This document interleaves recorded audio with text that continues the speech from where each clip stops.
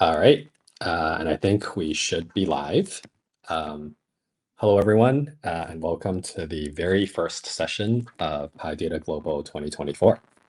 We're very excited to have with us Francesc at Alted.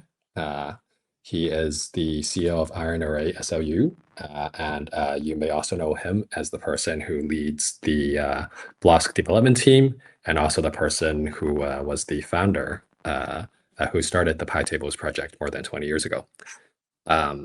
Without further ado, I'll give it to Francesc to talk to us about mastering large NDArray handling with Blosc2 and Caterva2. Thank you. Okay, thank you, Conrad. So let's start with my presentation. So let me share my screen, the entire screen here.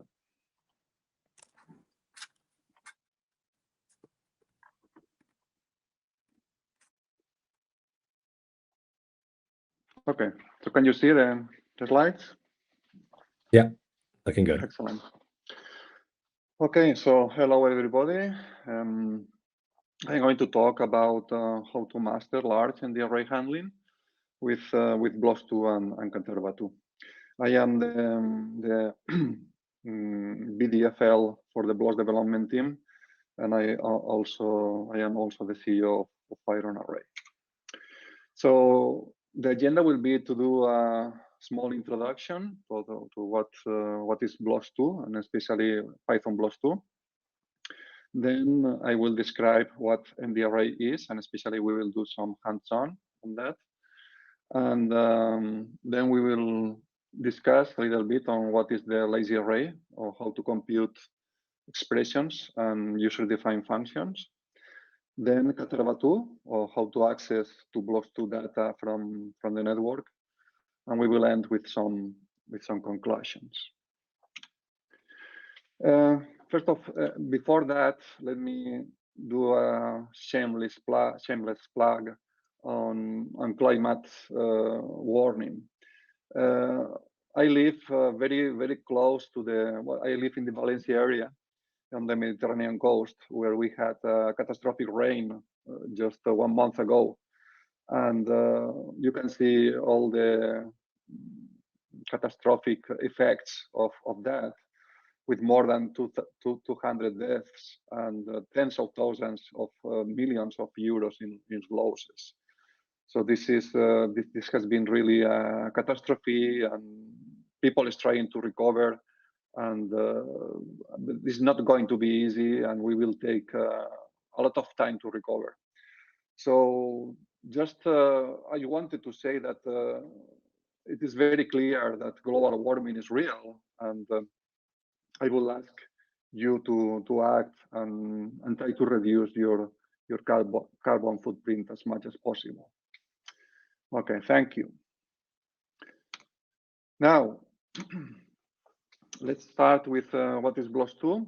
So Blosc2 essentially it's a library, and it's also a format that has capability to create 63-bit containers.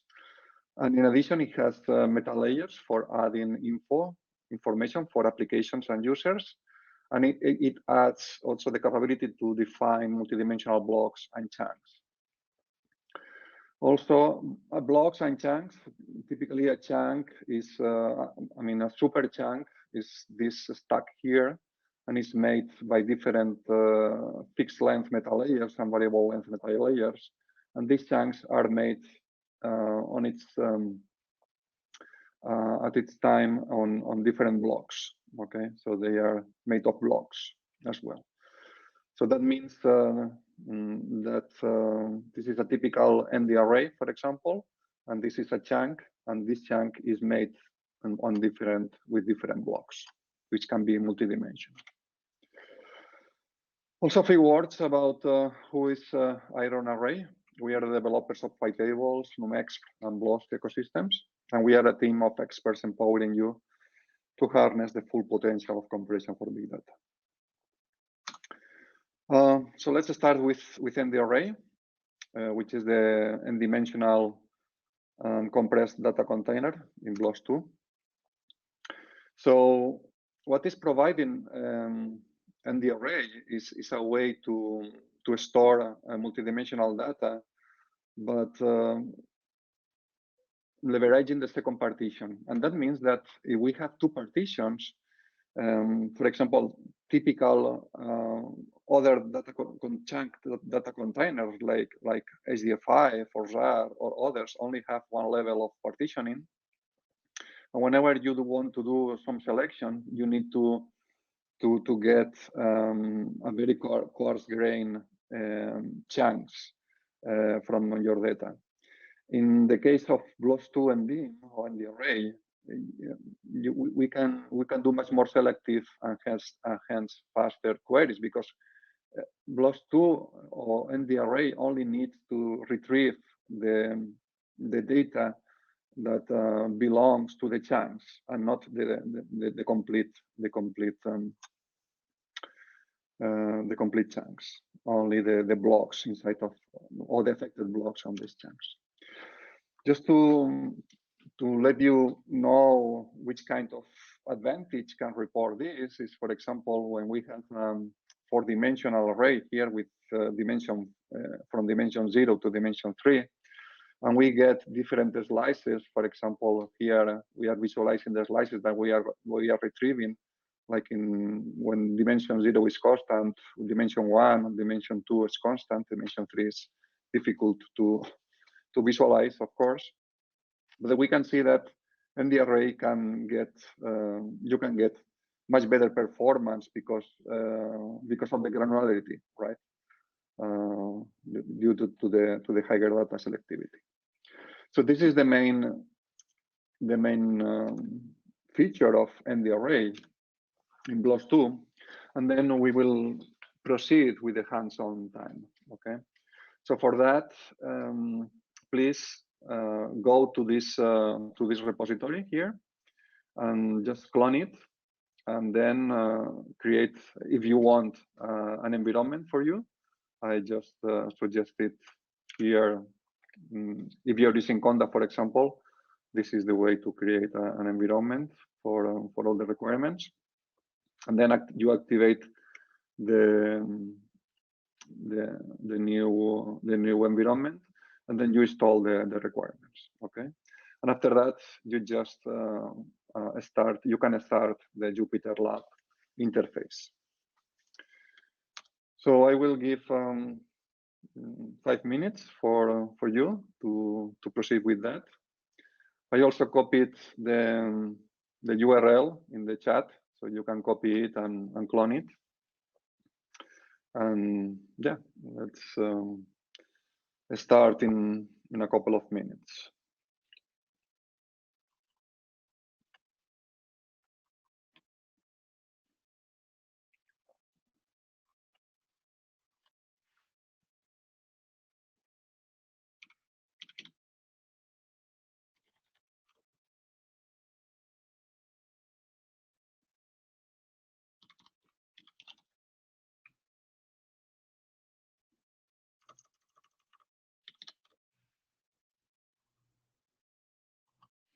In the repository, you also have the same instructions as a README file, in case it is easier for you to copy and paste.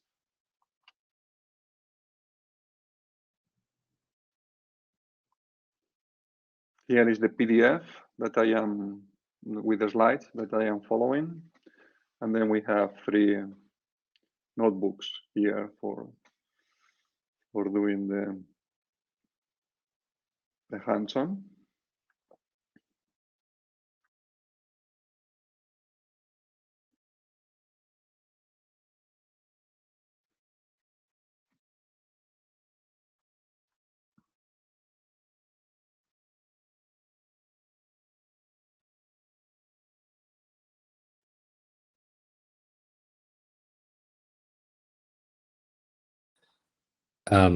For anyone with any questions, feel free to ask in the chat as well, and we will be monitoring that.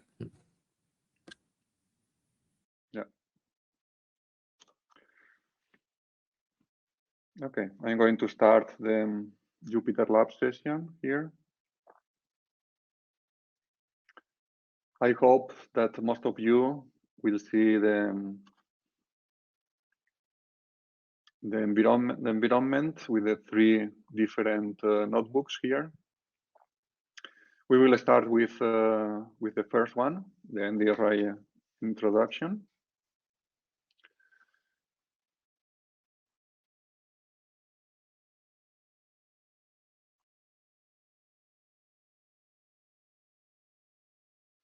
Okay, some people ask to zoom.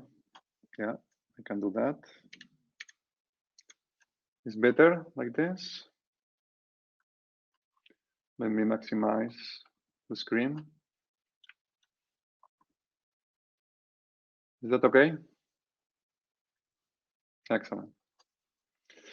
Okay, so let's start with the NDArray in Blosc2. First of all, you typically import NumPy the traditional way and Blosc2. And then let's create an n-dimensional array. Let's start with a two-dimensional array with 100 million of elements. It may seem like a lot, but as we are doing compressed data, typically this doesn't consume a lot of resources in your machine. So don't be afraid of creating large arrays. So in that case, Blosc2 created the two-dimensional array with this shape, 10,000 by 10,000, in 2 seconds, and we can see different parameters just by printing the info property, and we can see the shape, the chunk shape, and the block shape. You remember that we have 2 partitions, so this the partitions are of these sizes. Then the did type, then the compression ratio, and that means that this array in particular takes more than 100 times less than an NumPy array to store that in memory.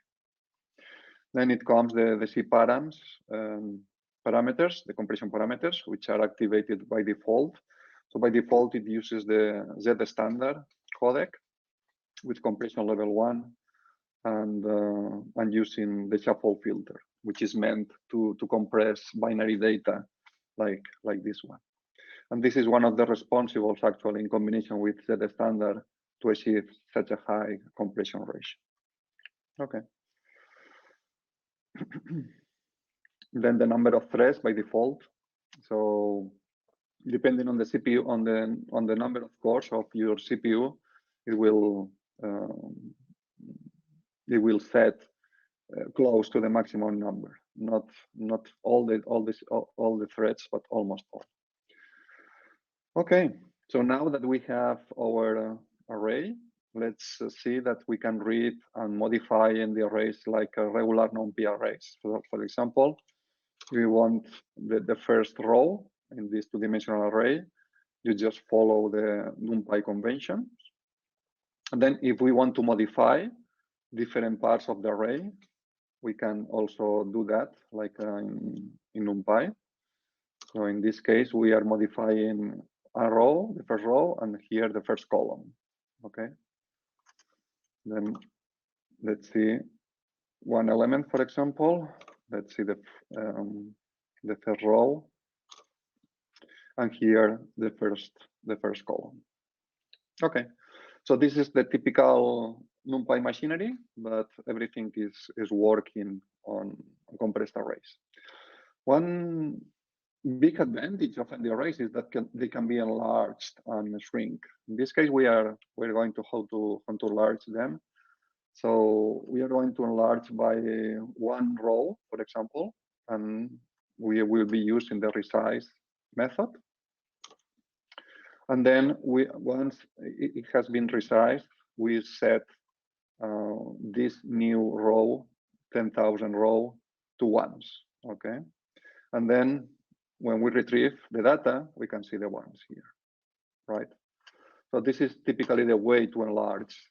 And if we put a resize a number. And in this case, we are shrinking the array as well.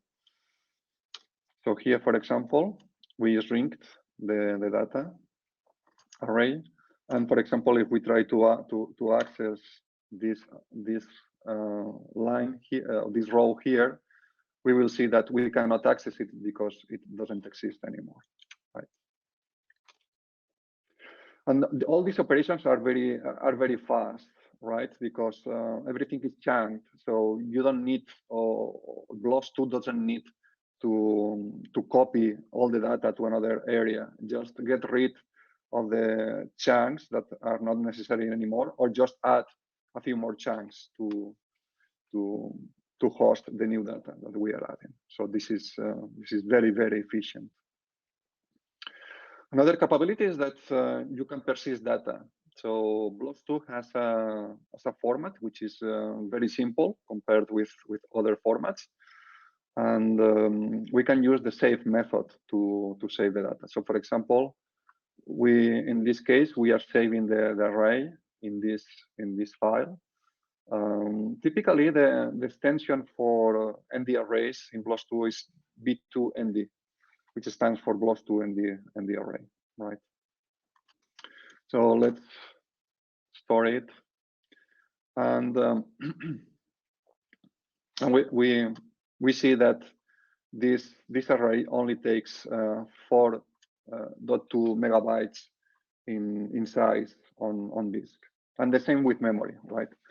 And this is because instead of probably 800 megabytes, it takes only 4 because of the compression, because that is enabled.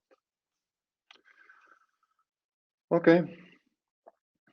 Also, when we create an NDArray, we can specify where it will be stored. So we don't need to create that in memory and then store it. So we can create the array straight on disk.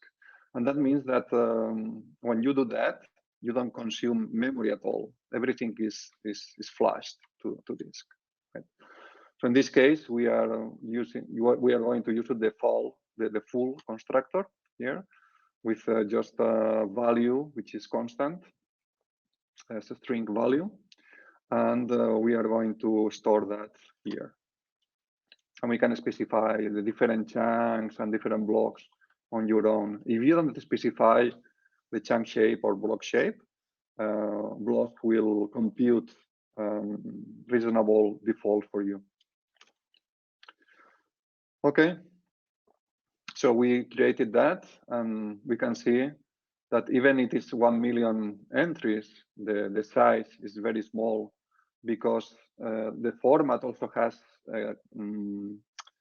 a feature that can recognize duplicated data, right? And it duplicates on the flight automatically. And this is why it is very efficient for store this sort of duplicated data. Okay, now let's reopen our original array, and let's put that in array 2. Okay, if you remember, we did a shrink, so this is what we saved in the end. And it is always nice to see if array 2 is the same than array.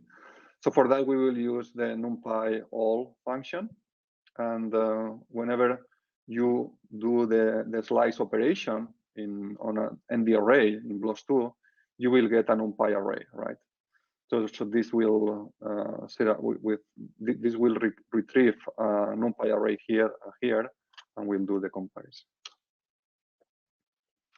It takes a little bit because all the information should be stored in memory, but it works.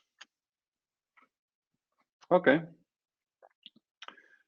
Now we can also play with compression params, right? So for the time being, we have been using compression defaults, and for that, for tailor the compression parameters, we can use the cparams object or class in Blosc2. And here we are specifying the LZ4 codec with compression level 9. And instead of shuffle, we are going to use bit shuffle, right? Which should be more efficient on some kind of data. And then filters meta typically is meta information that always goes hand by hand with filters. So in general, you need to add this meta information for bit shuffle. In this case, bit shuffle doesn't need any parameter, so 0, it's fine.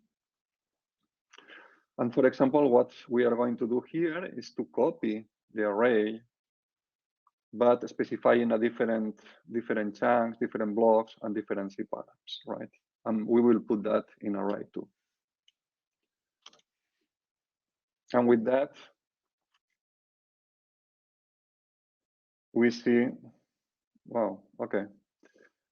Here there is a problem because I was expecting to have LZ4 here, and we have Z standard. So probably this is a bug somewhere. No, I don't know if in the tutorial or but probably in the code. But yeah, technically it should have copied the C params here and used that. In any case, the compression ratio has changed. I suppose what is happening here is that this is not correct. I mean, it has used all this meta information here, but this print is not okay. Anyway, so yeah, we have seen the C params property in order to select different parameters. And then also in the array, we can add meta information to the NDArray. This is supported by the format. So that means that there is a property which is called VL meta, and VL stands for variable length meta information. And this is the meta information that you can find, you can put in your NDArray. So for example, in this case, we are populating this meta information with this key info1 and this info2 with another string. In general, you can put any Python object that can be serialized with the message pack. Okay, and then this is a shortcut for returning all the metadata as a dictionary. In the beginning, there was nothing. Okay, this is the first print here. And then there is this info here, or these two entries that we created here. So it works like a dictionary-like object. Okay. So for example, we are storing a dictionary instead of a string, and we see the dictionary here. And of course, we can remove meta information, and we can see that info1 has gone. Okay. In general, this is useful for storing metadata, which is not known at time of the creation of the container, or that we want to update or delete at any time. And that works also for persistent NDArrays, of course. Okay, so let's go with the last part of the NDArray tutorial. So let's create an NDArray from a NumPy array. So typically, Blosc2 brings different constructors like zeros, ones, full, or arrange, or also lim space or I. But in general, NumPy has much more is much more richer in constructors. So many times you want to build Blosc2 NDArrays from NumPy arrays, and the instruction for doing that is Blosc2 as array. So it takes a NumPy array as input, and it creates a Blosc2 NDArray as output. In this case, we are going to create a 3-dimensional NumPy array, and we are going to print the first 4 elements here. Okay. Okay, cool. And let's finish this part of the tutorial with creating an NDArray, a Blosc2 NDArray, using the from iter constructor.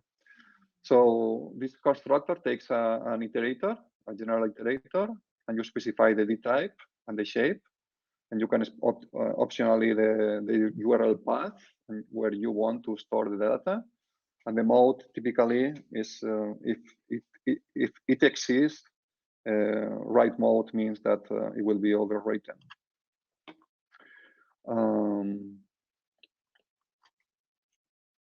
We will see that this is quite fast.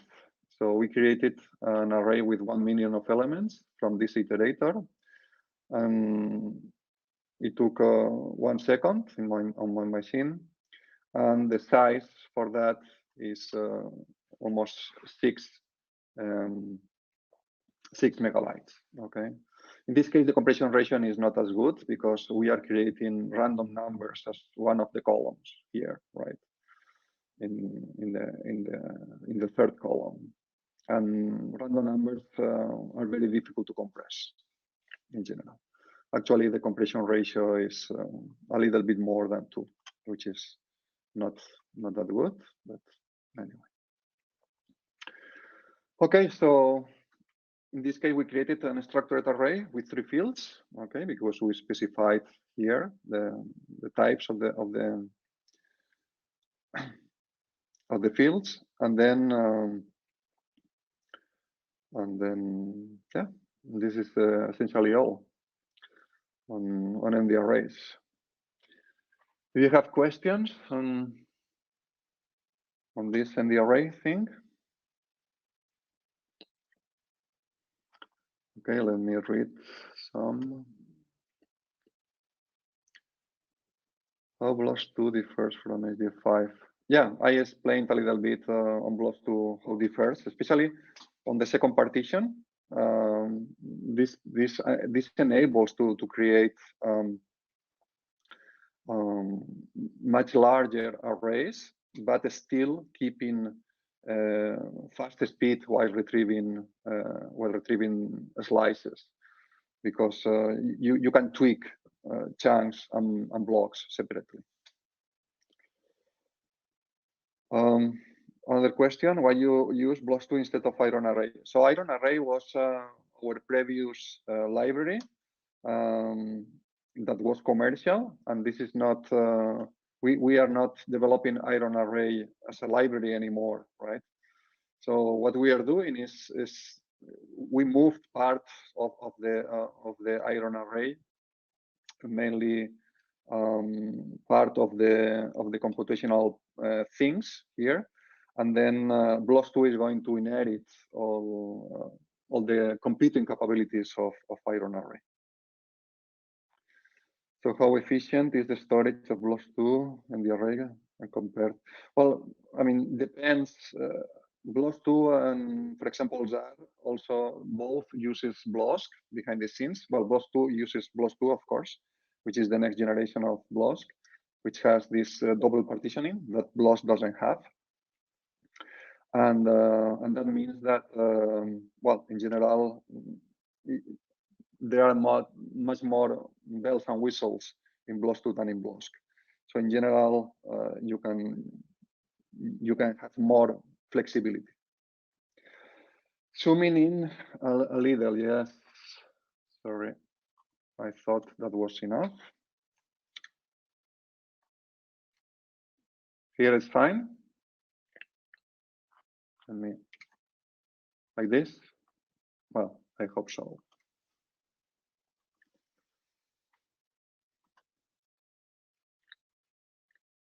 How about different slicing when modifying an array? Different slicing. I don't understand the question. I think we offered, right, an example on slicing after modifying the array. Okay. Using Blosc2, what are the new requirements of RAM? Well, it mostly depends on the compression ratio that you can get with data, right? If you're trying to compress random data, it is going to be very difficult to have savings, right, in memory consumption.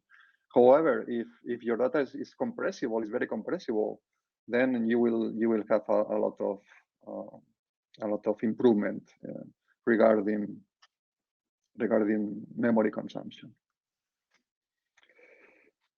Okay, I think it's time for going to the. Would it be cost effective to use Blosc2 when working in the cloud? Yeah, in the last part of the tutorial, we are going to focus a little bit on the cloud. But of course, compression in the cloud is very interesting because our implementation transmit all the information between the client and the server on a compressed state. So everything goes compressed through the network. And that means much better bandwidth leverage. Okay. Okay. So let me go to the slides again.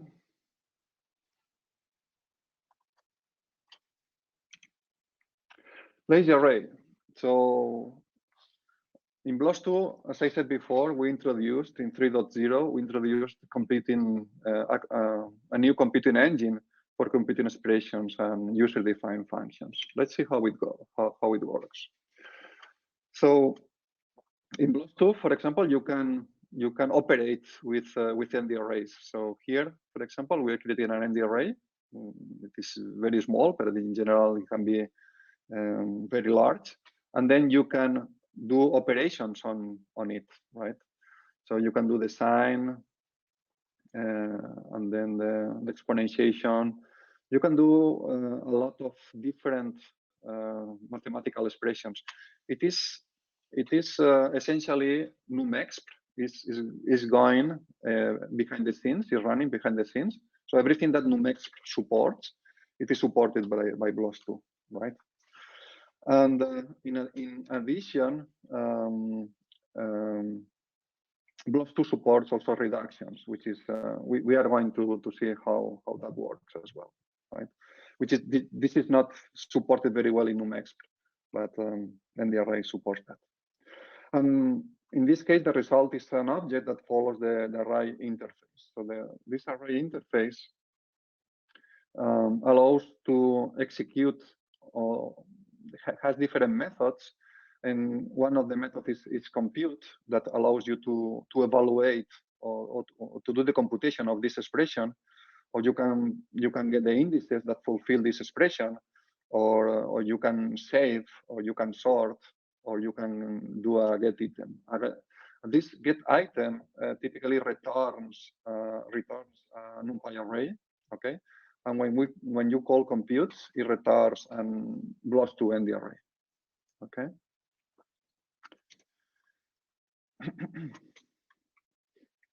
And that means that you can create potentially complex expressions, and only when you do compute or get item, they will be evaluated. And that gives opportunity to the optimizer inside of the new computing engine in order to do optimizations, right, for complex expression. In case expressions are not flexible enough for your scenario, you can also define your own function and use it for doing computations with arbitrary inputs. For example, here we have user-defined functions, where typically user-defined functions have three parameters. The first one is the inputs tuple, where you can add any number of inputs for the UDF.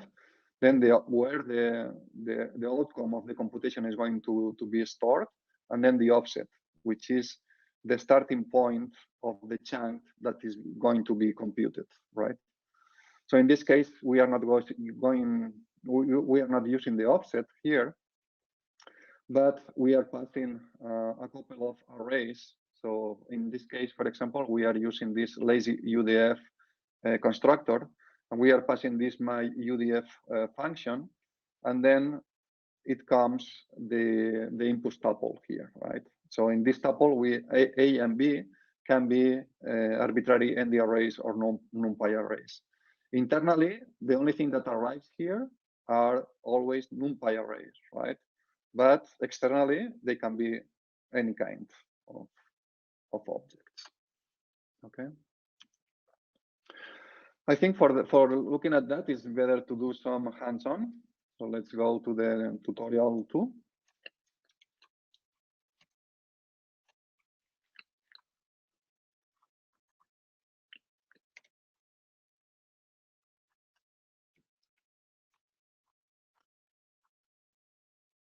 Okay.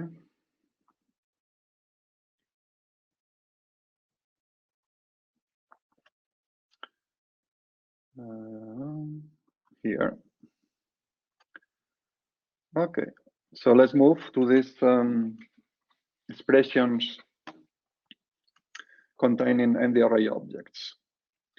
So let's start with importing NumPy and Blosc as usual. Then let's create a couple of arrays. So a couple of line space between 0 and 1 and between 1 and 2. And let's store these operands in the file system. Okay, we have that. And now we are going to evaluate this potentially complex expression here, which involves also mathematical expressions. And this has been very, very fast, but this is because we are only creating a lazy array. So see now it's a lazy array. It's actually a lazy expression which fulfills the lazy array interface. So we can call whatever lazy array method has. And here we have the expression that is stored internally. As you can see, everything has been renamed internally, but essentially it's the same expression than before. And then the operands are the operands that are stored on disk here. Okay. So normally the mathematical functions that you can put here are the same that you can put in NumExp, right? So NumExp has a quite rich assortment of mathematical expressions or functions, and this Blosc2 it's not evaluating anything. It's just it is going to store like the symbol of sign in the expression, and it will be evaluated later on with NumExp. Of course, if your NumExp local NumExp has support for Intel NKL, all the evaluations will be done very efficiently by using the Intel NKL library. Okay, now it's time to compute because we haven't computed anything yet. So for doing the computations, we have this method here in lazy array. It's actually this one, where you can see the different parameters. Okay. But essentially, when you call compute, you will get an NDArray as an outcome. As you can see here, it's the output is an NDArray. This is the completion ratio. But instead of evaluating that in memory, we can compute and put the result on disk, straight on disk. Let's do that. Okay, and we can see that the result is here. It takes 2 megabytes, and this is quite powerful because that means that you can have all your operands on disk. For example, in this case, all the operands are on disk, although operands in memory are supported as well. And in this case, we are saying, hey, the result, store the result also on disk. And that means that you can compute arbitrarily large expressions on arbitrarily large arrays. and typically only one chunk or maybe a couple of chunks are typically in memory, right? So everything is read from disk and stored to disk. So that means that even if your box, if your computer has very little memory, you can still have very good performance, because you don't need to store everything in memory. Not even the result. The result can go into disk as well. Okay. And let's do the same with get item. And we will, in this case, we are using the square parentheses, and then we will get an NDArray, right? So depending on your needs, you can choose to get the results as an NDArray or a NumPy array. NDArray is more storage efficient, but and can use disks as well. But the later is more flexible when integrated with other libraries that do not support NDArrays, Blosc2 NDArrays. Also, an interesting thing is that lazy computation, you can instruct the computation to just happen in parts of the expression, right? So you can pass an item as an argument to lazy array. In this case, we are saying, hey, we are just interested in the values in the 0 row and up to the 20 column, right? And only this part will be evaluated, not everything, right? And this is also really, really powerful. Okay. Now let's see how we can save expressions to disk. So far, C it's in memory, but the lazy array supports save, right? And that means that you can pass any keyword arguments for Blosc2 constructor, and in particular, you can pass the name of the file, the URL path. Okay, so let's do that. Let's store that on disk. And now, what is stored on disk is just the symbols of the expression, not the data, right? So that means that these files are typically very, very small, because it's essentially the formula what you are storing. Then let's reopen that, and we can see that the expression has been recovered, and the operands are still here. And then after reopening, we can compute exactly the same as before, right?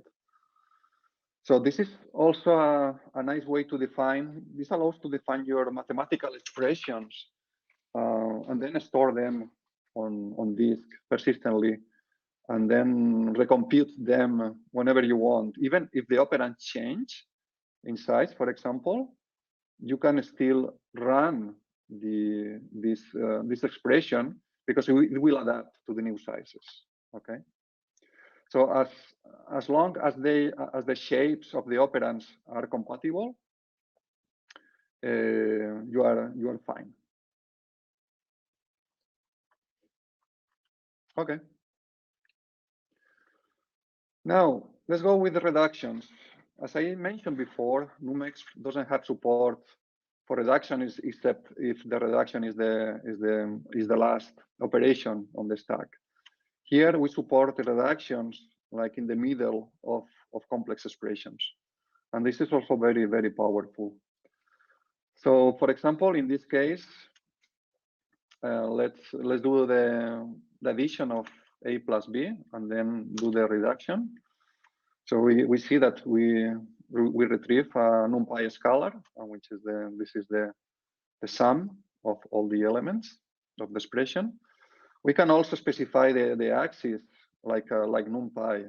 This is something that with NumExp you cannot do, but it can be done with Blosc2, with the new engine in Blosc2. So in this case, we reduced only in the axis 1, right? Axis 1 if you remember, the original arrays had 500 by 1000. So by reducing in this indexes 1 means that we get only this number of elements here.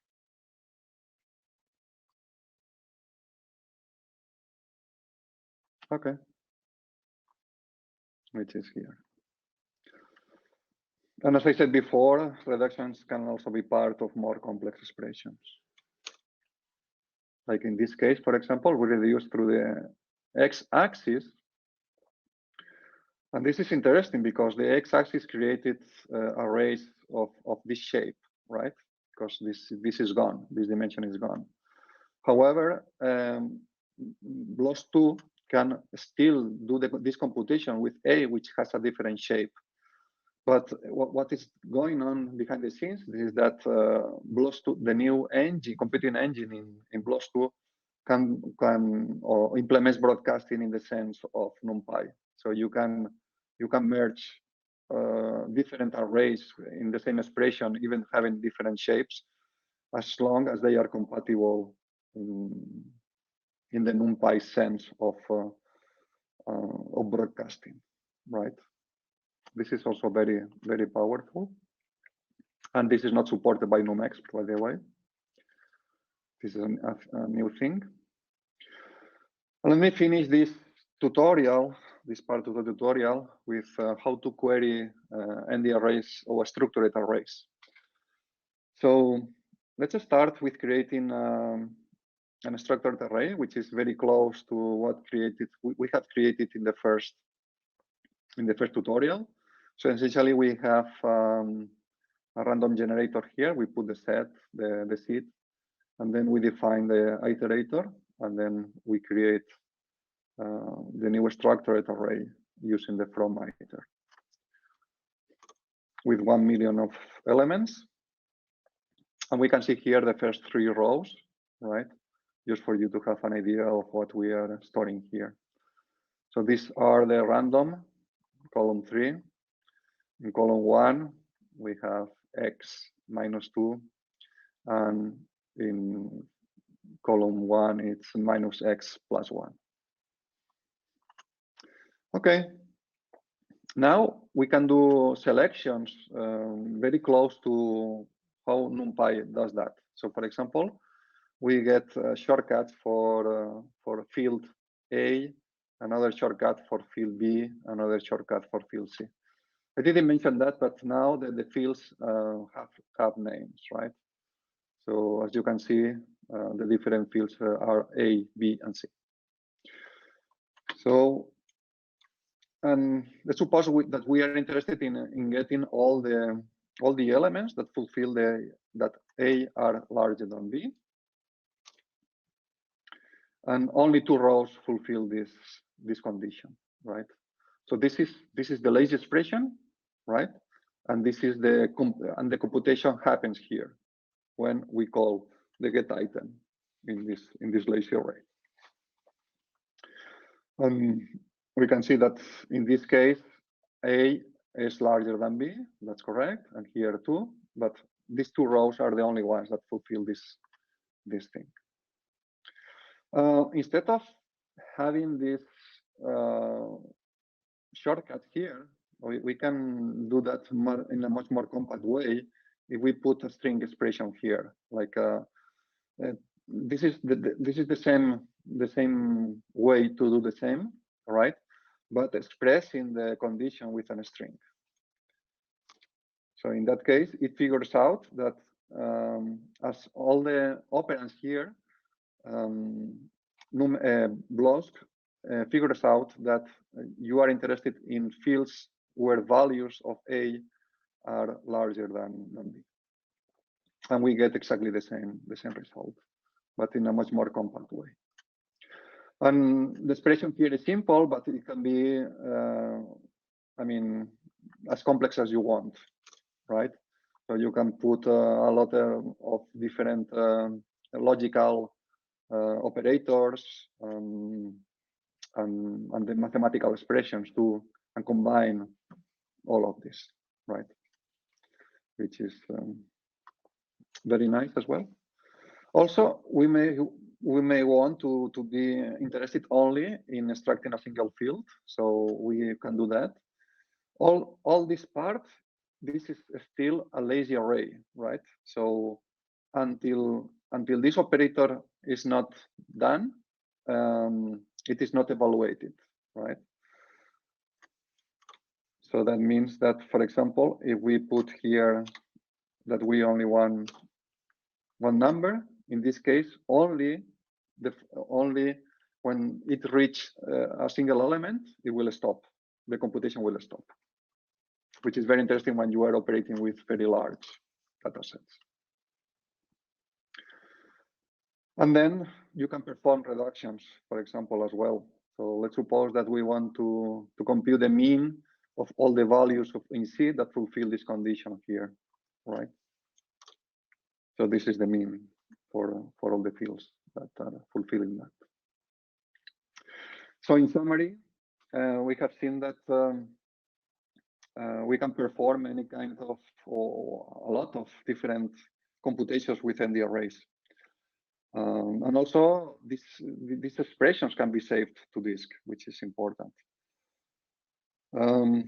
It is also, we have looked at performing reductions, broadcasting, selections, and combination of both. These expressions allow you to build and compute complex computations for operands that can be in memory, on disk, that we have seen mainly this part, or even remote with this special object here, which is a Caterva2 array, essentially. Okay, so this is the end of tutorial 2. Any question?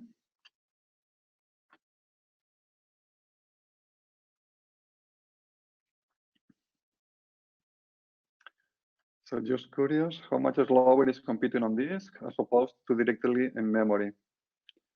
Well, yeah, that's a good question. I mean, in general, I mean, SSD and modern SSD are really powerful. So that means that in general, it depends on the bottleneck. If the bottleneck is memory access, then typically it's going to be slower. If the bottleneck is more like computational, then you can get much or very close performance, right? Because the bottleneck is going to be the CPU, not the memory. And it is very clear that more and more we are seeing how computations are more CPU bottleneck than the memory bottleneck. Another question: do I need to prepare my data in a particular way to optimize utilization using lazy array? Not well. Yes, you can help. For example, you can, if you want to optimize. Well, Blosc2 has like very sophisticated machinery in order to ask for example, the different cache sizes of your CPU, of your local CPU, and it tries to adapt to different the different partitions, the different chunks and blocks. It tries to adapt to your local machine. So in general, I would say it's better to let Blosc2 figure out which is the best combination of the best sizes. But of course, sometimes you can help Blosc2 the automatic guessing and experiment, because there is no replacement for experimentation, right? So yeah. How efficient are lazy arrays as compared with PyTensor, PyMC?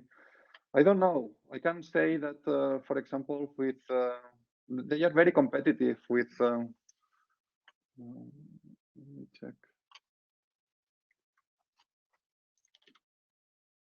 With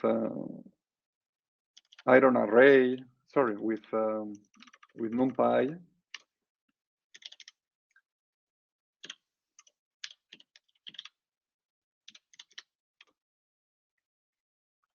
I think we had a blog on that. We described the hierarchy. And here, for example, there is a No, this is for. This is more related to the other question on how you can help to find best performance. So here, for example, we explored different chunk sizes and see which one performs best, right? This is why it is good for to do performance experiments. I think it was not here. It was in Blosc.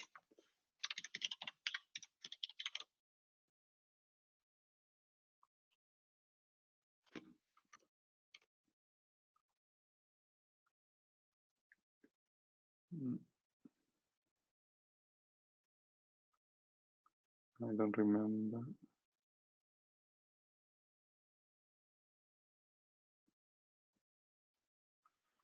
Yeah, here we have different comparisons in reductions. And you can see, for example, that reductions are very competitive with NumPy, right? It requires a little bit of manual chunking, right? With automatic chunking, for example, you can see that when you do reductions in different axes, typically Blosc2 wins, but for the x-axis here, NumPy wins by a lot. But if you can do the chunking manually, you can get like very competitive time compared with NumPy, which is in blue. Right. So in general, I would say that the computational engine is very competitive with NumX. Typically, NumX will always win when you have like a very little memory in your operands. But when the operands gets large, then you will see a good performance, right? A good boost in performance in with Blosc2. Okay. Can you do text extraction, regex? No support for regular expressions, but you have support, the same support that NumX. So NumX has support for contains, for example, for the contains function. And the contains, you can say that you want to look for strings that contain some superstring, for example. This is the only text operation that is relatively well supported, and also equality or larger than or things like that, but not sophisticated as regex. Is there an equivalent for nemmap or MP from buffer in Blosc2? Yes. So there is a from buffer, exactly the same thing than NumPy implemented in Blosc2. It is not in the tutorials, but it is documented. And then nemmap support, yes, there is nemmap support as well, like native one, for example. Here it's nemmap in storage. When you can pass an nemmap mode here, right? Next to the URL path, for example, you can specify the map mode, and it supports reading, read plus, write plus, and C, which is copy and write. Right. This is a very nice feature as well. We are very grateful to the guy who, I think his name was Jan Sellner. He contributed that like a few months ago, and it's working really, really nice. So if you want to experiment with that, it is supported out of the box.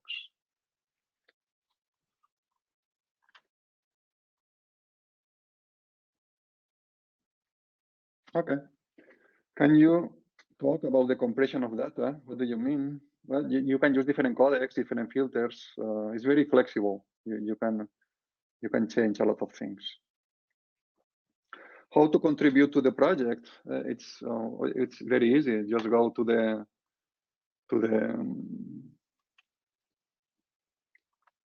the project is happening in the open. I mean, it's all the license are it's BSD license. So just go there and propose a pull request or whatever.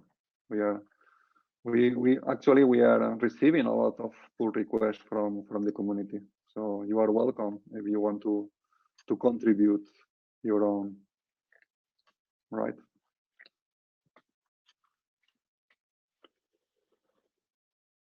Does Blosc2 take lesser space on disk as compared with Tuzer and SDF5? Well, that it depends. I mean, depends on your scenario. Depends on the chunks that the chunk shape, the block shape. You need to experiment with your data and the different capabilities of the different libraries. But for example, SDF5 has support for Blosc2 as well, and Zer has support for Blosc1, right? So in general, I would say that as long as you use the same compression parameters, you are going to have similar compression ratios, right? The only advantage of Blosc2 is that it has a richer support for more codecs and more filters than Blosc1. So you have more flexibility for experiment. Okay, good. So let's go with the final tutorial, which is the user-defined functions. So we have previously seen how to evaluate expressions, and in case expressions are not flexible enough for do your thing, you can define your own functions. For example, let's start defining a couple of operands. Like for example, this is going to be a NumPy array, and this is going to be a Blosc2 array, right? An NDArray. And this is going to be a regular scalar. So let's create that.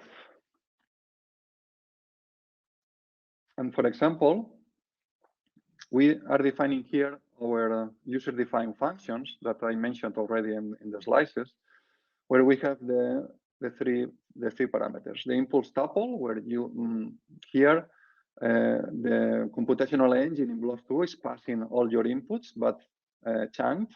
I mean, you will be only receiving the chunks. You can also receive only the blocks, but in general, you get better performance if you're using chunks, right?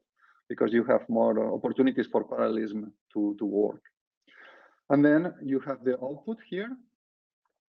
And then, for example, this is quite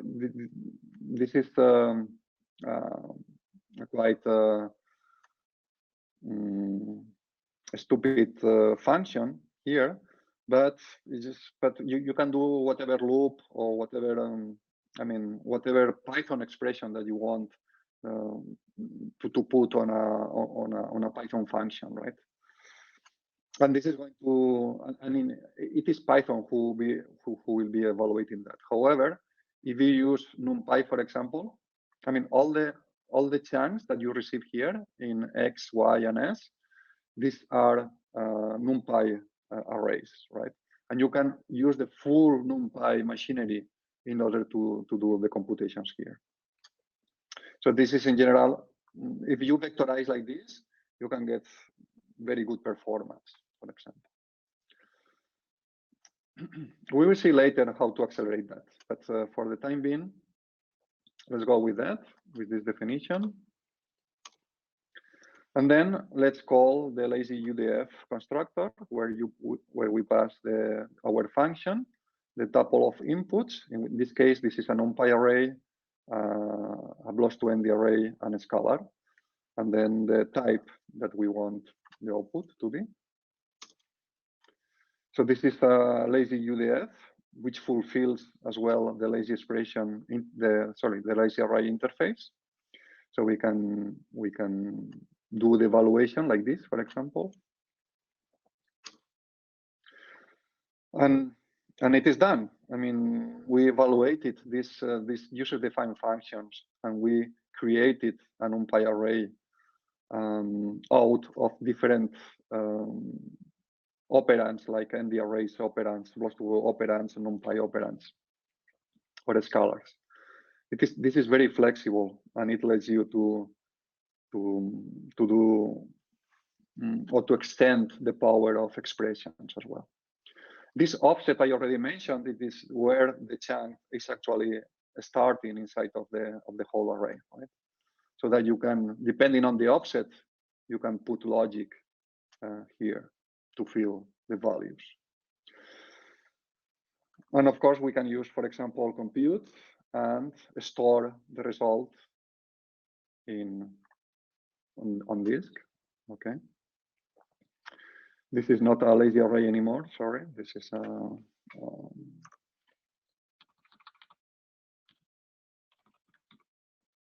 an actual computation.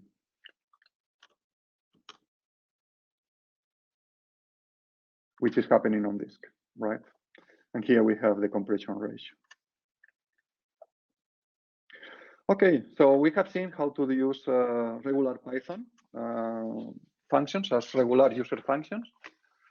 But of course, in case we need more performance, we can also use number. We can accelerate this function with number. In this case, for example, we are annotating or decorating this function with number, and trying to not execute Python at all inside of the function, and trying to enabling parallelism. Of course, you can do your own loops here, and number using the parallel range with number, or whatever you want.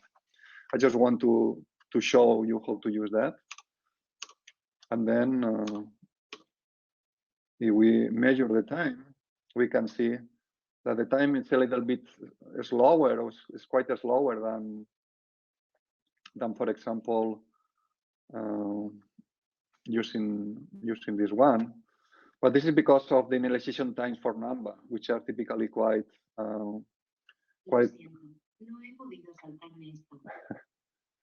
Okay, my CD is trying to share things with us. Sorry about that. So yeah,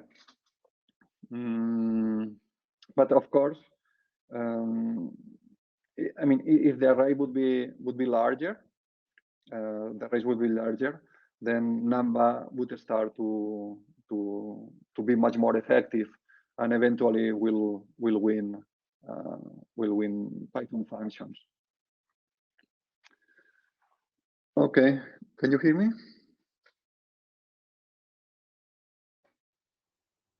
Hello, can you hear me?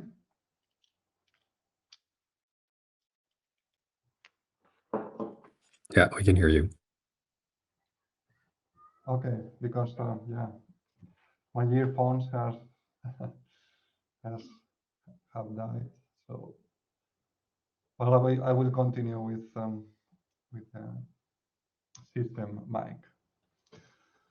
Okay, so yeah, so we don't have a lot of time left, but you may want later on, for example, check with the array size here, and see at which size it normally starts to win the Python functions.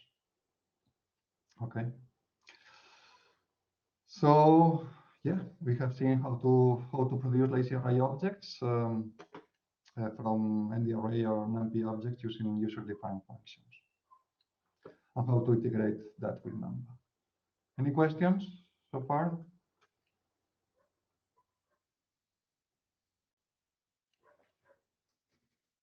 Okay, good. So we still have 20 minutes left, or maybe 15, just to keep 5 minutes for questions at the end. So let's start with the last part of the presentation. Here, for example, there is some comparison with Dask, where you can see that Dask takes a lot of RAM in doing some expressions. There was a question about that, but anyway. So yeah. So let's go with Caterva2, which is on-demand access to remote Blosc2 datasets. So Caterva2, it's a way to expose Blosc2 data in internet and on the network. And I think for explaining that, it's the best is to use the web interface for Caterva2. So I propose for you to go to Cloud demo, which is our demonstration for the product. And if you click here in sign in, and then in sign up, you can create your own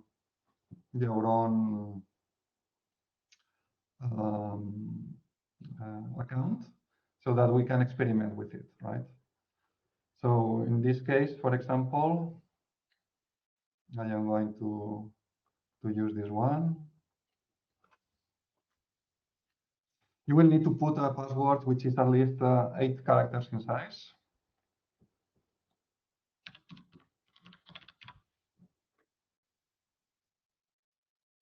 Okay, this is, I registered successfully, and I will leave you a couple of minutes to register yourself, and you can experiment like uploading things here in this this icon. So, for example, the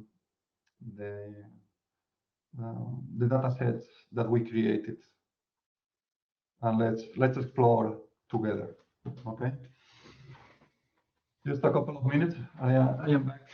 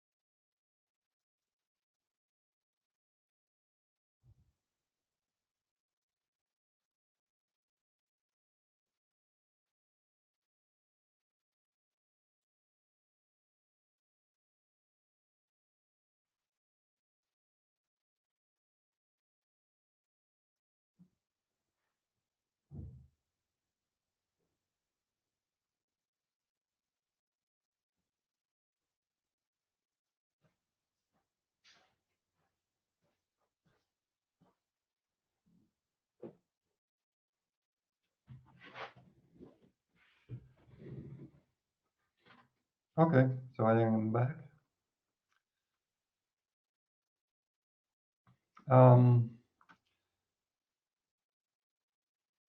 So, for example, I already uploaded this this file, which is a three-dimensional file. Sorry, a three-dimensional NDArray. This is actually a tomography, and in Caterva2 we have different plugins, and in particular there is a plugin for tomography that we will see later. And we will see that every image is just an index in this shape. So we have 10 images here, and we are using the Grok code. So this is JPEG 2000 here, and we have also here VL meta information. We have a content type. So if we have this special thing here, we will see the tomography tab that we will go later on. And then you can, for example, download this here, and then it is going to be down. And then you have the data viewer, where you can see the values. All the data type are unsigned integers of 16 bits.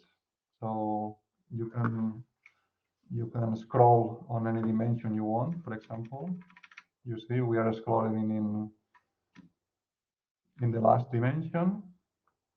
You can also scroll in the Y dimension, and also you can scroll in the Z dimension, which in this case is the different images. So with that, you can have a glance on the data. And this is actually the tomography. We have 10 images here. So this is the lung, a tomography of a lung done with X-ray source, and we can get the different images. Of course, this is just a reduced part size. If you click here, you can get the full resolution for the tomography. Okay, no different tab. Okay, so this is the kind of flexibility that offers Caterva. So all this data is in the cloud, right? And NDArray is providing the service for you to upload your data here, and you can, for example, copy different things. So, for example, in this prompt you can copy. Here we have the aliases. So if we copy A to shared, okay, we have another dataset here, but it is in the shared folder. The shared folder is shared among all your mates in the team, right? Personal, you only have access. It's only you who have access. And if you put things in public, for example, here, anyone will be able to see that. So, for example, if I sign out here and we go to demo again, we only see the public thing, okay? And that means that people in general can see things in public. So this is a nice way to for teams to share their data in the cloud, and with different also possibilities to to share between the team or to share with publics,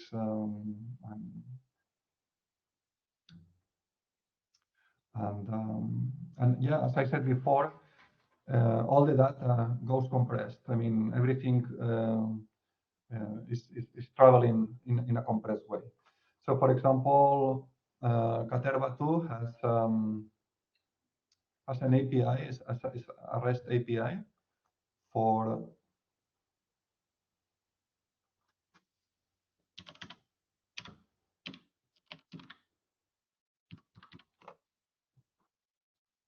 accessing your data. So in Caterva documentation, you have information, especially on the API reference. We have a top-level API for getting the different, what we have seen as folders are called routes, right? You can subscribe to different routes, you can get information, you can fetch chunks, you can get chunks, you can download files, you can upload from the client, right? This is a high-level API for the REST API. And what I am showing you here is the web interface to Caterva2. So Caterva2 it's also free software. That what we are selling here is the service, right? We host the data for you, and we have different plans for doing that. You can see the different plans here in order to store your data, and with that you can share data with your team or with the world in general very easily. We are starting to right now, which is 50% off for the users who sign up before the end of this year, right? And it will be a 50% of discount for 1 year. Okay. Okay, I think this is mostly what I wanted to say. Of course, you can upload PDFs, PNGs, and you can visualize them. I don't know if I have a PDF. This is a PNG. Okay, so this is visualizing the PNG, right? So in general, you can visualize PDFs and markdowns, a lot of different documents here as well. Okay. So any question so far?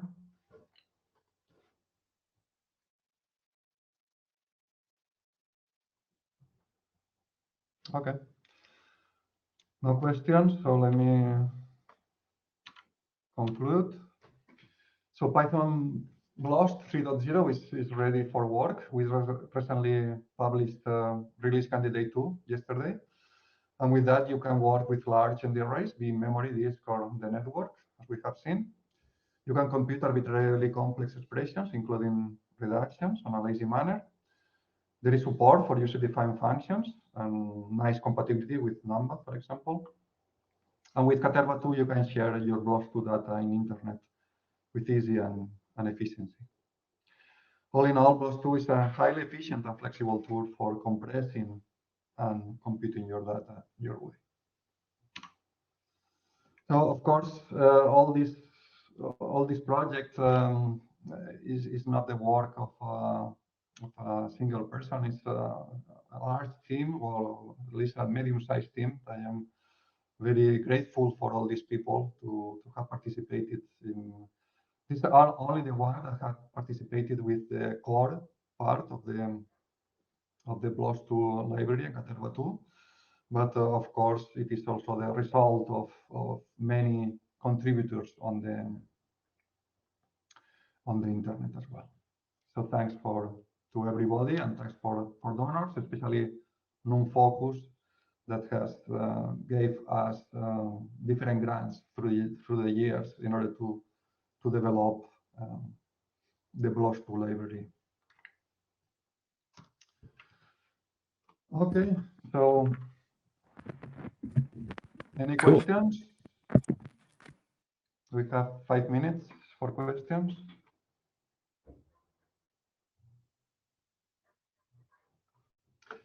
So other than weather data, what kinds of data might benefit the most from Blosc2? Well, I mean, I suppose you mentioned weather data because we have like a lot of benchmarks with weather data. But of course, Blosc2 is being used for example, for X-ray sources. So for example, for tomography, in combination with JPEG 2000 plugin, it's giving very good results, for example, right? And in general, I mean, whenever you have to deal with data that can be compressed, or you cannot afford to store that in memory because it's too large, you can benefit from Blosc2 by even if it is only for the compute engine, even if the data is not compressible. The compute engine is very efficient because, as I said before, it's based on NumEx, and it can do computations very efficiently. And also, as you have seen, it is also compatible with Numba. So yeah, you can use Blosc2 in many situations, of course, not only for weather data. Indeed. More questions?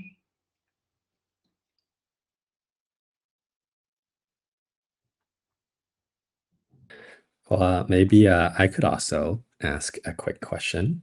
I was just wondering, Francesc, given all your open source experience, do you have any useful bits of advice for any of us who might want to get started in the open source community? Okay. Thank you.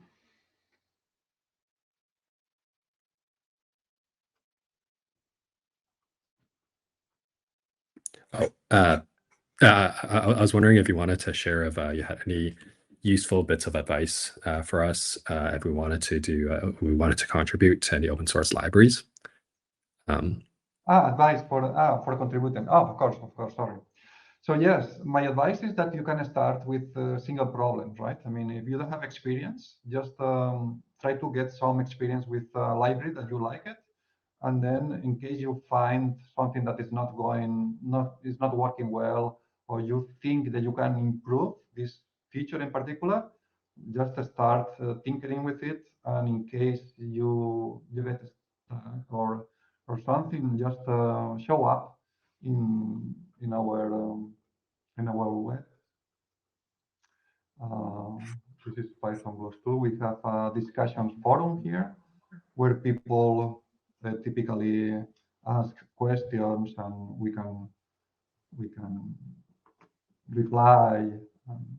And if you are a more advanced user, you can always go to your own patch and then do a pull request, for example. Here, normally typically provides a lot of things, and then we can start this constructive discussion. But yeah, we are always looking for new contributors. All right, brilliant. Thank you, Francesc. And so with that, thank you everyone for joining us today. To continue this discussion, you can always head over to our PyData Discord channel. The link should be available in the AirMeets reception area. And there will also be a recording for this session that will be available shortly for rewatching. So thank you, everyone. And with that, we'll end the session. Thank you. Have a nice day.